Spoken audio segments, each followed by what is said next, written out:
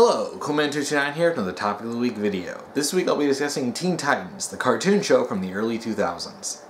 This week's topic was submitted by Andrew99 and her topic is your thoughts on Teen Titans, favorite and least favorite moments, favorite and least favorite characters, favorite and least favorite episodes, favorite arc, favorite and least favorite villains.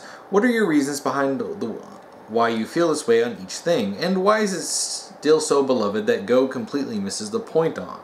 For that matter, detractors who defend Go counter arguments to their arguments. Okay, I love the Teen Titans show. I grew up on it. A few years back, I actually rewatched it.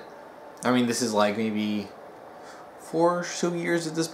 I think 4 years ago, I rewatched the whole thing, and I really gained a much greater appreciation on a number of things, especially stuff involving Tara.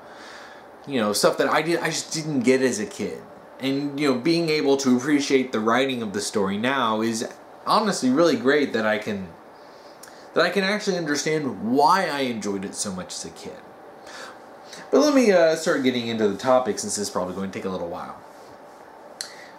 Favorites and least favorite moments. I won't be talking about arcs in full, because there's some stuff that are like culminations of arcs or big parts of arcs or aftermath of arcs. But some of my favorite moments include that one episode where Robin was basically, trying to track down these bombs that Slade had put out. This is after Slade had been seemingly defeated. So, but the big reveal in the episode shows that there was no Slade. That Robin was fighting himself, and that I think it was some sort of poison or something, some gas or some or powder or something, that some chemical or something that was making him hallucinate, and he concocted this whole grand scheme trying to fight Slade. And the moment that really stuck out to me was when Robin is fighting Slade, and he's getting his butt handed to him, and then the Titans catch up to him, and he's like, "Help me fight Slade," and they're sitting there like, no one else is here, and it shows Robin's all torn up, and it's like, oh gosh, he's been doing that to himself. That moment really, really stuck out to me. Another one of my favorite moments is when Robin, I think it was in season 1, when Robin was basically blackmailed into being Slade's apprentice, and he was fighting the Titans. That there's a part where Starfire basically had him dead to rights, and she was going to hit him with an energy blast, but she couldn't do it, and she just realizes that, you know what, I'm not going to fight you, and that no matter what's going on, she can't fight Robin, because he's her friend. And I think he ends up hitting her back. But, it's moments like that were great. And, let's see. Oh, Tara's sacrificing herself. I'll actually get into this more, because I'll have to talk about Tara's whole arc in season 2. But, Tara's betrayal was probably one of the most, oh my gosh, moments in the show. And, when she ultimately ended up realizing, like, okay, there are actually 2 moments in that arc that really I want to talk about. The moment when she kind of realized that she'd made a huge mistake in siding with Slade and fighting the Titans, where after she defeated them, she's basically kind of going around the city, and she realizes, and she's remembering all the fun times she had back when she was working with the Titans, that she realizes, oh crap, I just made a huge mistake. And then one of the most emotionally charged moments for me in a show, one of the most emotionally charged moments definitely in this show, was Tara trying to convince the Titans that no, I'm sorry for what I'm doing, after she had basically stomped them and basically left them all for dead. And after that moment, they were basically like, all right, no more mercy. We're not going to hold back on Tara. And it was right after that she realized, I screwed up. And she wanted to make amends, but they weren't giving her any mercy, and they weren't listening to her, and that was probably one of the most heartbreaking moments when I was rewatching the show, just like, she's sorry, but she realizes that she's, gone too far, but she's already done so many unforgivable things that the Titans aren't willing to give her that chance, and but then at the end of the arc, she ends up sacrificing herself for everyone, and Tara is such a great character. I think I'll talk about that in a minute, but yeah, those are some of my favorite moments in the show. And there are a bunch of other ones too. There are a bunch of other great moments. I could talk about that one, that whole Army of Darkness style episode where Cyborg gets sent to the past, but I'll talk about that in a minute. Least favorite moments, anytime Gizmo is on screen. Anytime Gizmo is on screen. His voice, his bratty attitude, his just whiny nature. I hated him.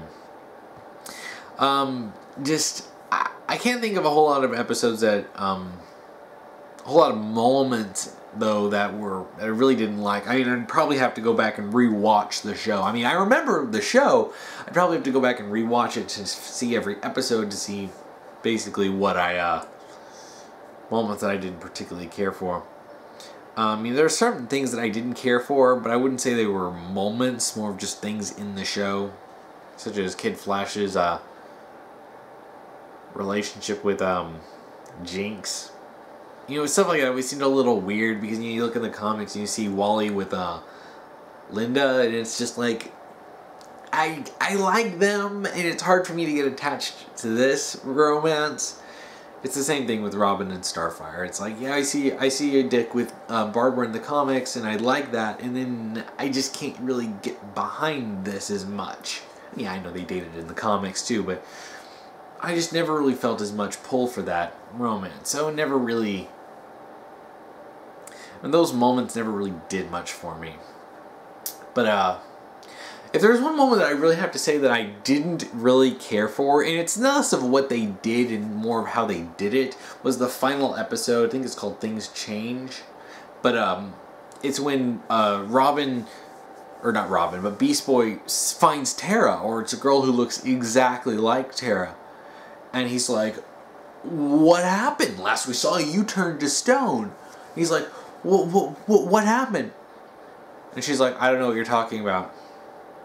Walks off. And that's basically how the episode goes. And it's like, like, I'm sorry, you Tara's back? She's brought back to life? How did this happen? What led to this? And apparently you had to read the continuation comics to know what was going on, and I don't even know if they even really solved it then, and it's like, no, it's so frustrating. It's like, I've seen finales that are, it's not a bad episode, because overall it had some really great moments in it, especially seeing how things had changed, and it really reminded me of like in Clan Ed, when Tomoya, he basically looks back at this town he's in over the years that he's been there, and he sees that there are things that have changed, and it really kind of reminded me of that, which is an interesting thing, and it's something that a lot of people, adults will really, it's really something only adults could understand, and it's something that kids would only appreciate. Like, when I didn't appreciate that when I was a kid, but it's something kids will appreciate when they get older. You look back and, hey, that one store you always went to, they're closed now. Hey, remember this field you used to run around in? It's a gas station now. It's like stuff like that. When you grow up and you see this stuff, this episode really has more resonance for an adult than it would for a kid, because especially as a kid, I was watching it like, huh? It's like, because I couldn't understand or sympathize with what's going on as much. But the whole thing with Tara, it felt like it was teasing another storyline, and then but no, that's the finale of the season. That's the finale of the show. Well, except for Trouble in Tokyo, but that's a movie. And it's like, come on! Like, that moment really kind of ticked me off as a...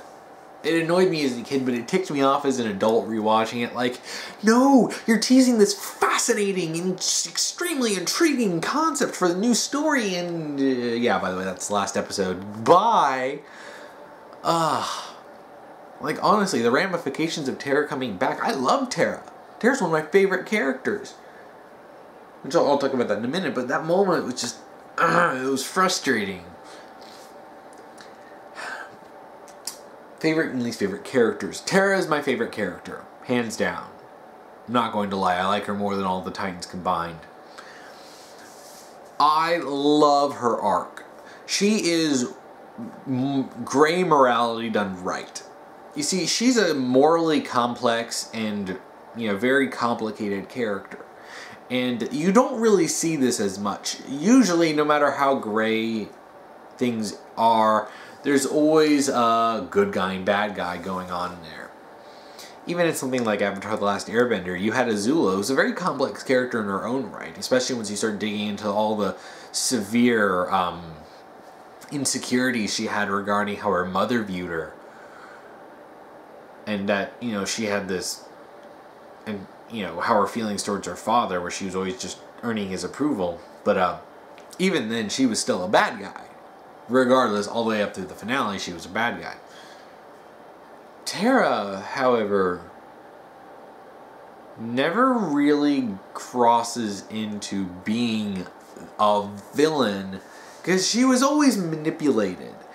When you actually look at the story, and I've mentioned this, but there's a lot of weird stuff that was in the comics, and I really don't particularly want to talk about them, especially for people who don't know it. Just trust me, it's not worth it.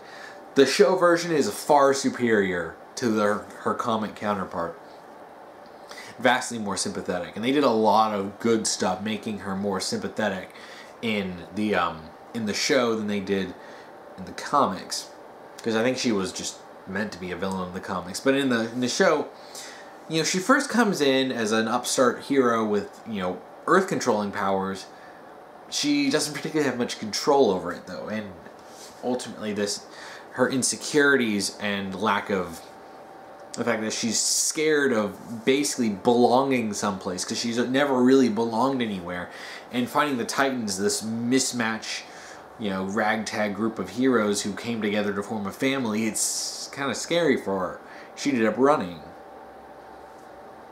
Then she comes back later, and turns out that she's got better control of her powers. She's really gotten the hang of them, but then you find out that this is because of Slade, and that he had basically convinced her to work for him. But she was never really evil, because especially with her feelings for Beast Boy, she never wanted things to happen to him, because she basically takes him on a date when the other Titans are being attacked, and when Beast Boy finds out, he's none too happy. The Titans do want to help her, and like I mentioned before, they end up fighting, and they're mad that, you know, what the hell, Tara? We let you into our home. We trusted you. You were our friend, and you did this? And then she ends up stomping them and working for Slade, because Slade had, I wouldn't say brainwashed her, but manipulated is the best word. She was manipulated into believing that Slade was the only person who really could help her. But as she's, you know, after she helps Slade win, she realizes that it's sort of a much more serious version of the Megamind thing, where I won, now what? And she starts remembering all these times when she was hanging out with the Titans, just hanging out with them, being friends, and she realized that they were her family. They are who she really belonged with, and those are the people who really cared about her. But like I mentioned before, by the time she actually came to realize this, the Titans had gotten so fed up that they weren't even going to give her a chance. And then basically they ended up fighting her in a heartbreaking moment. And, you know, and I have to say, I'm just going to say this right now. Excuse me. Wow, pardon me. I'm just going to say this right now. That is my favorite arc. Yes, more than Trigun. This arc with Terra is my favorite arc. This really, really pushes the boundaries of more gray morality. Having a such a morally gray character in such a complex and just heartbreaking story that Terra was. All Terra really wanted was a place to belong and people to accept her. Her insecurities and fears led her to leave the Titans and end up being made her easy prey for Slade. And ultimately, he ended up totally taking control of her, quite literally. And she managed to get enough control of herself to sacrifice herself to save the day. And having her struggle so much throughout her own personal character arc, ultimately leading to her heroic sacrifice, is one of the best moments in the series, and honestly, such a gut-wrenching and heartstring-pulling finale to an arc. I will have to say that, I mean, I do like the main characters, but it might be a little cliche to say, oh yeah, Cyborg's my favorite, or yeah, Starfire's my favorite, or Robin's my favorite, or Beast Boy's my favorite.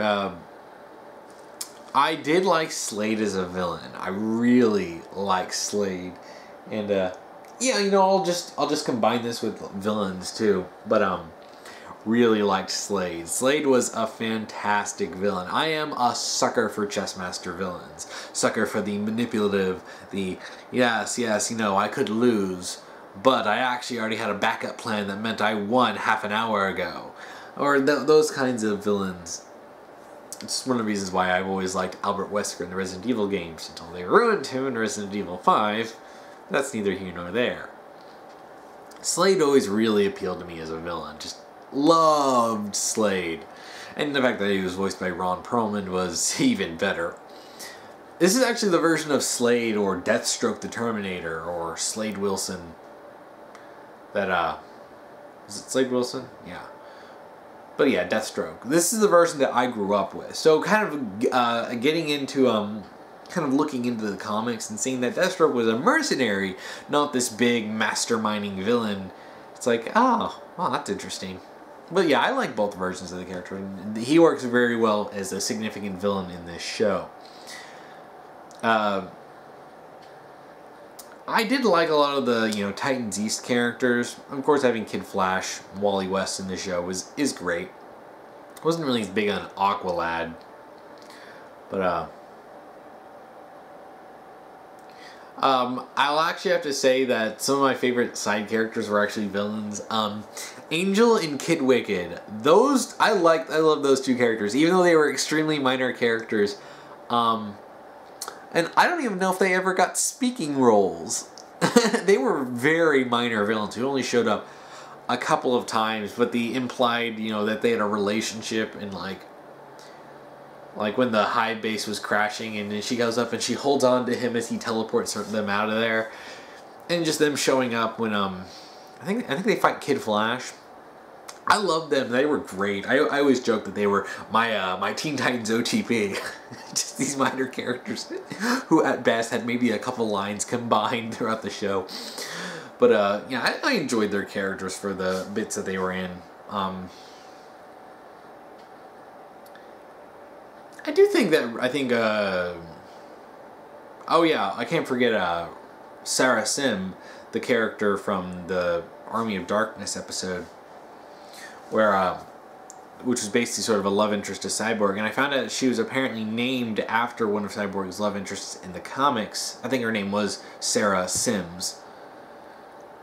And yeah, I definitely shipped them as a kid and as an adult in that episode. But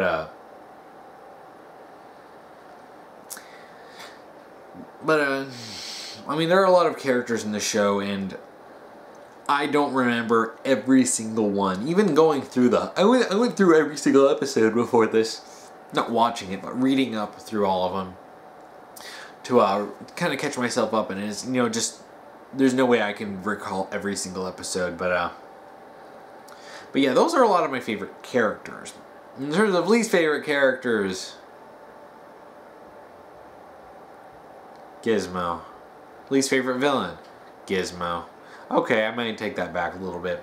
My least favorite villain is Brother Blood. I hate Brother Blood. I thought he was an awful villain. Nowhere, like when you compare him to Slade, to Terra, to Trigon,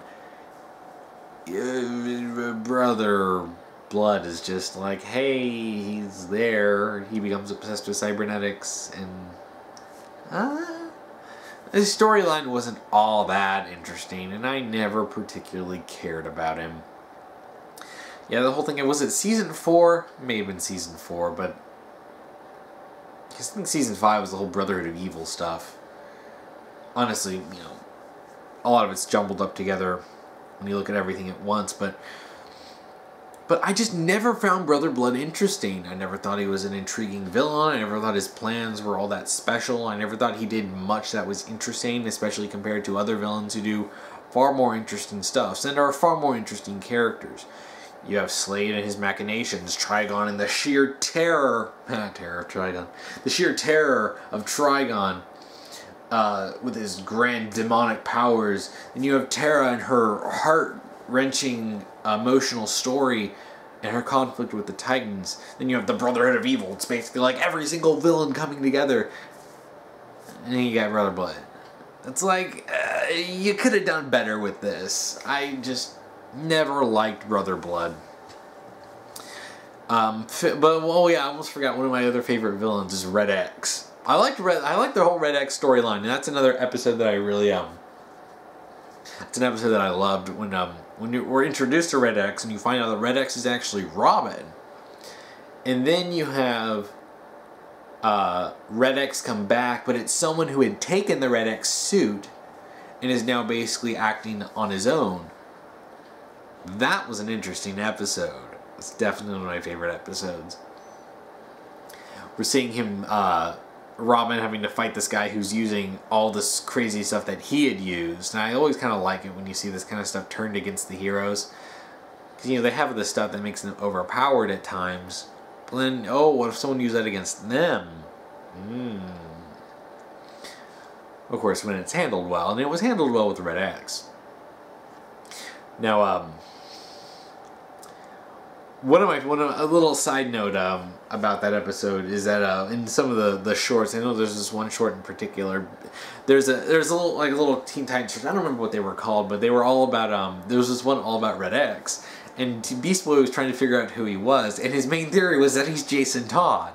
And that was always a joke that I think a lot of people made that joke that he was actually Jason Todd, considering his sort of douchey attitude and his smarmy comments.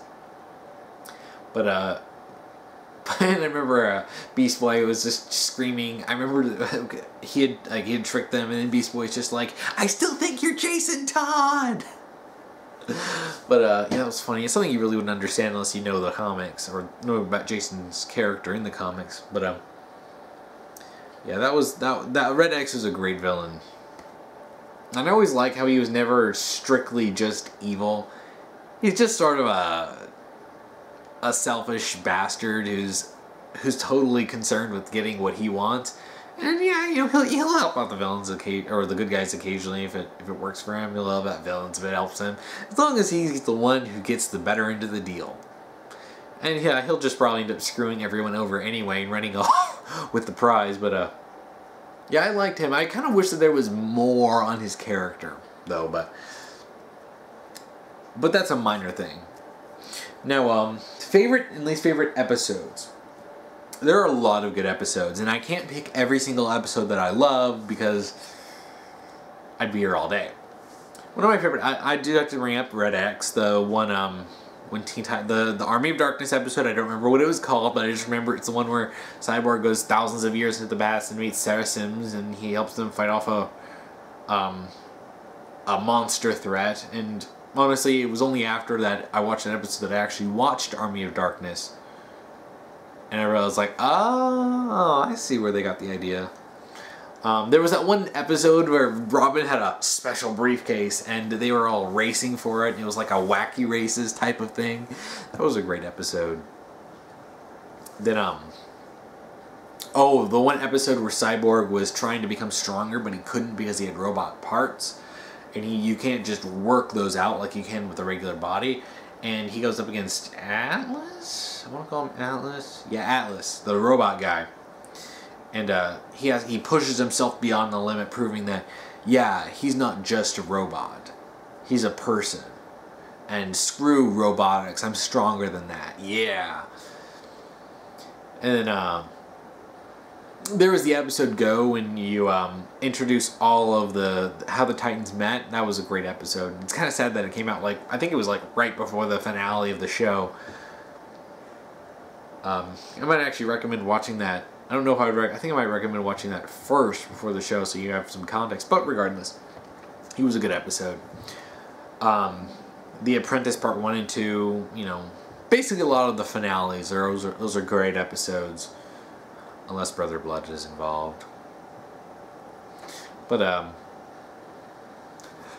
Trock. That one episode where, excuse me, they meet this alien hero guy, and he seems like he's awesome and cool, except he's racist to Tamaranians, and he treats Starfire like crap for it. No matter what she does, no matter how much she helps him, no matter how impressive what she's doing is, the best he manages is well, that's good for a Tamaranian. You're a credit to your race. But, and it's basically discussing racism, and not just racism, but general bigotry and this kind of prejudice. And I did love how they handled it, because Starfire is trying so hard just to get this guy to acknowledge, yeah, you're pretty cool, or I don't think you're dirt. And it actually discusses, the alien slur of Trock, and the miscommunication between the other Titans, because I think Cyborg calls her Trock because he thought that was just slang, like, hey, we're alien slang, so let's try to say it, only to find out that that's actually a racial slur. Whew, jeez, this is pretty heavy. And there's a nice moment where Cyborg talks to Starfire about prejudice, and they do it without bringing up him being black. Yeah, Cyborg is the black guy of the team, but he brings up the fact that he's faced discrimination for his robot parts being mostly cybernetic. That is great. You see, you don't have to race bait this. Yeah, Starfire's being Tamaranian is the big deal for, her being discriminated against. But Cyborgs, you don't need to say that he's been discriminated because he's black.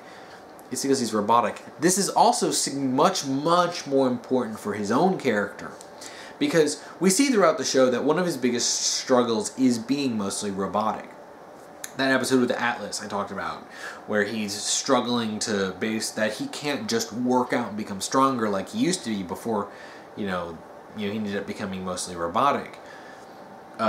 There's times when he feels insecure about it, and even when you see him Go, he felt like he had to hide himself because he felt like he looked horrible. He looked monstrous being robotic, that it scares people. But he does end up becoming more proud to say, you know what, who cares? It doesn't matter if someone doesn't like this, because I like this. I'm fine with this. But you see that he still struggles with it, and it's wonderfully done. It's got that whole discussion of robotics versus humanity, and how much humanity does Cyborg have when he has so many robot parts, and it's such an integral part to his character that bringing that up in the episode Trock is far more meaningful than just saying, yeah, people are racist because I'm black. Also, it does avoid a lot of the dragging in real world things and politics into the show it's like there's a trope of fantastic racism, where, you know, people are, you know, encounter prejudice based off of more fantastic things. Being an alien, a literal alien, being a robot, being a cyborg, or something like that. So that really, really makes that conversation meaningful, and I really love the whole friendship between Starfire and Cyborg. But one of the most interesting parts of that episode is that by the end of it, even after Starfire, I think she pretty much saves the day single-handedly. The guy still doesn't like her very much. He's like, okay, you know, you're fine. Or I guess you're not, you know, the dirt beneath my feet. And the Titans are basically just like, okay, we're sick of this. We're sick of you treating our friend like crap just because she's Tamaranian. And he ends up basically getting pissed off at them. That, you know, how dare you treat me like this? And then he ends up leaving and he never changes. That's such an important lesson because ultimately times I've seen kids shows, someone is bad, rude, race, prejudice, whatever kind of thing going on. They're doing something jerkish, and ultimately they convince him to stop being bad. They convince him that they're wrong. And while that does work a lot, that does happen in the real world, sometimes it doesn't. And sometimes people will not change. There are some times when people refuse to change. I've met so many people like that. No matter how nice you are to them, no matter how much you help them out, no matter all the stuff you do for them, no matter if you treat them with utmost respect and kindness, they'll never like you. Because they're just horrible people. And it's sad that there are some people who won't ever become better. At least not anytime soon. But some people refuse to change. And some people refuse to accept that that they're horrible people. That they're selfish, entitled, you know, awful people. And that's an important lesson to learn, especially for a kid to understand that, you know, you can't just change someone.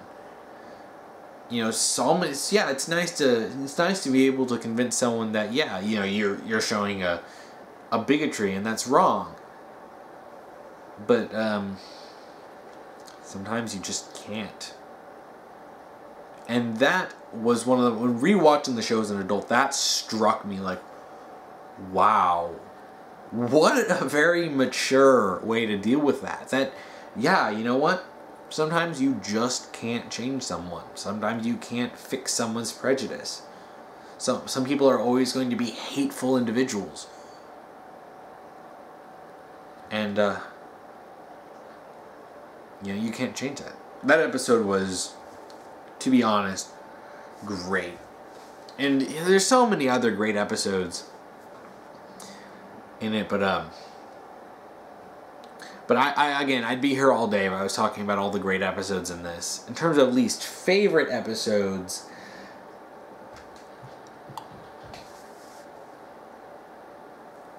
that's a little hard to actually pick out specific episodes that I didn't like. I think episodes like maybe Mother May I weren't all that great, but honestly, I'm racking my brain and I'm trying to think of an episode that I did not like. There are episodes where stuff that I didn't care for were in, and there were sometimes storylines that I wasn't all that big on. I wasn't big on the Brother Blood stuff, I made abundantly clear. But actual episodes that I can think of that I didn't like, I can't think of one. I'm sure if I rewatched the entire show again, I'd be able to pick out a few. Because there are always weaker episodes in a show. Even Avatar: The Last Airbender has some episodes that are kind of clunkers. But Teen Titans, that's hard.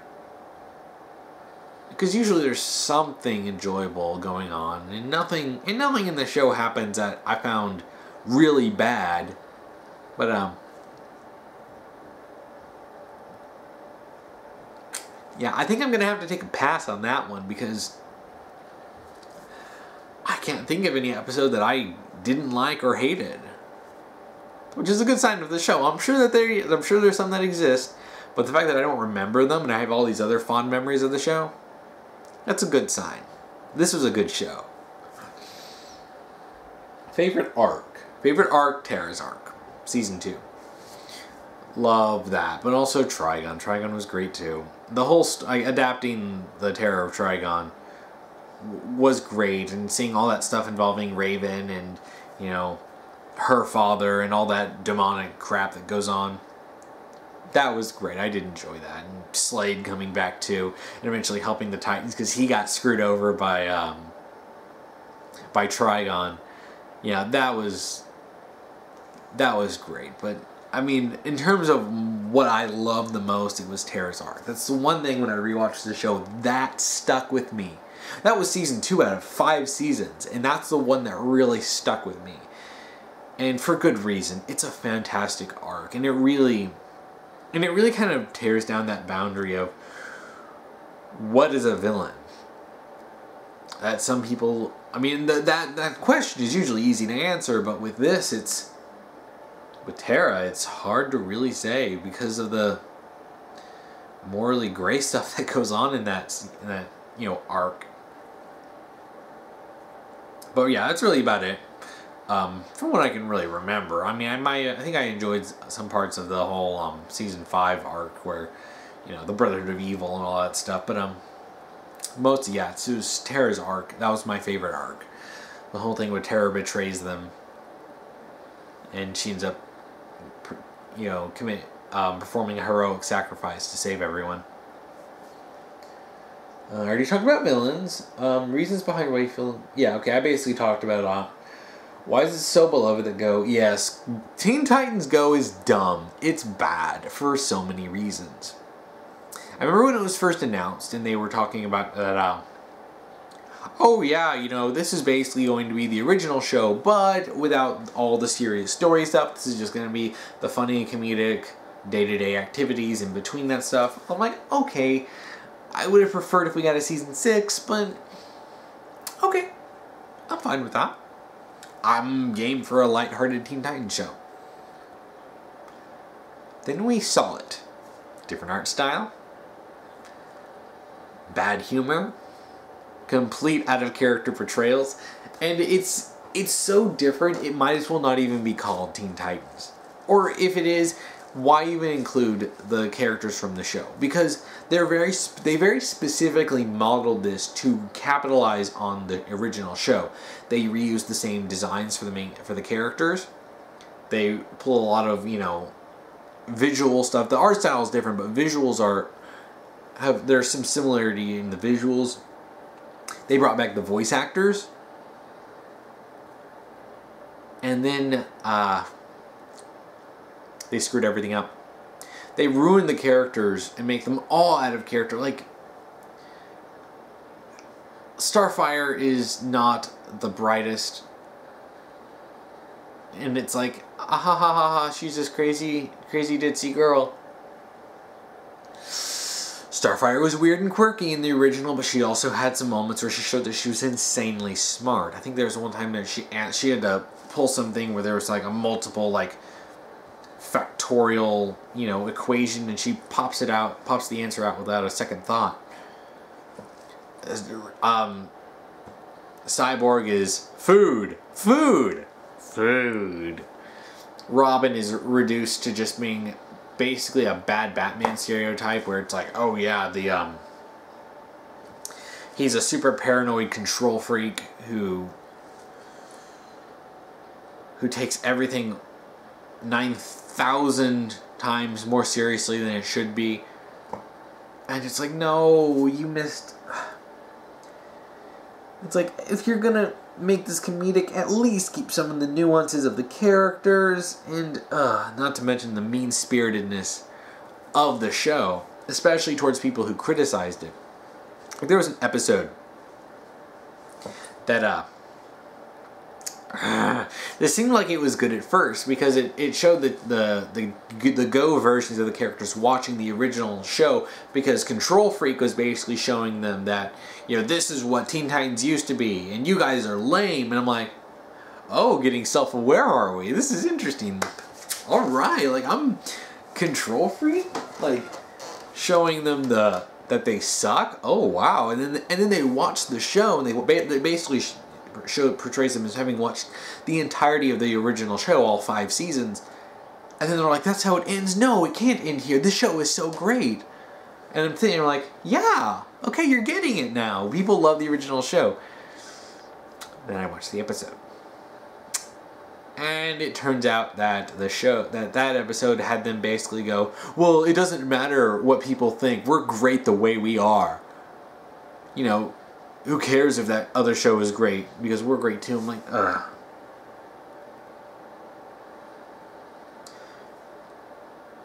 A shining moment, and then that mouth. You could have at least given some respect that fans weren't happy with the show, but no, you couldn't.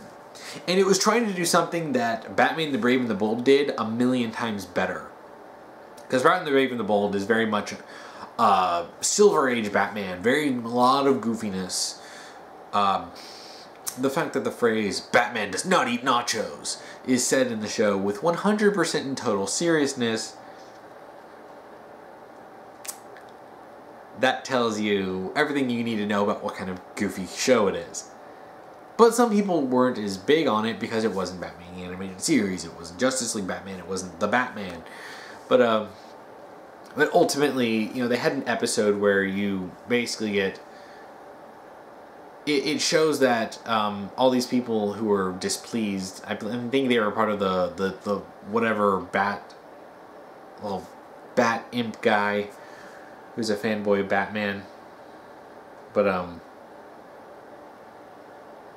forgot what he was named, but you basically have this big discussion, a meta discussion on what Batman is, and they basically say, and I think like Paul Dini or something wrote it, someone big on Batman wrote it, and it was saying that there are different incarnations of Batman and different people appreciate different things about Batman. Some people like Batman the Animated Series, some people like, you know, some people like the Adam West Batman or the Silver Age goofy stuff. And nothing's wrong with any of that. You know, there are so many people who are fans of Batman, and a lot of them are fans of different versions of Batman, and Brave and the Bold is no lesser for being more goofy. And not that it didn't have its own serious moments, but Batman the Brave and the Bold isn't somehow lesser than Batman the Animated Series because it's not Batman the Animated Series. And that's an important lesson. And considering the show is also good, that's also a better lesson, because that's not just we're dismissing criticism here because we think you're an idiot. It's because, no, this is simply different. And it's an important lesson to learn, because you have to be able to separate the fact that something is different but still good, and something is different and it sucks.